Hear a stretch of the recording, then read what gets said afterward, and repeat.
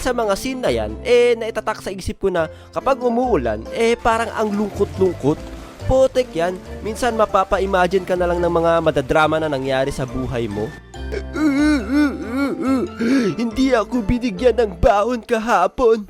I hate my life. I was born in the wrong world, at the wrong time, in the wrong country. Ayaw ko sa ulan, pero nung naalala ko yung childhood ko, nag-flashback yung mga masasayang senaryo nung bata pa ako. Marunong ba kayo gumawa ng paper boat?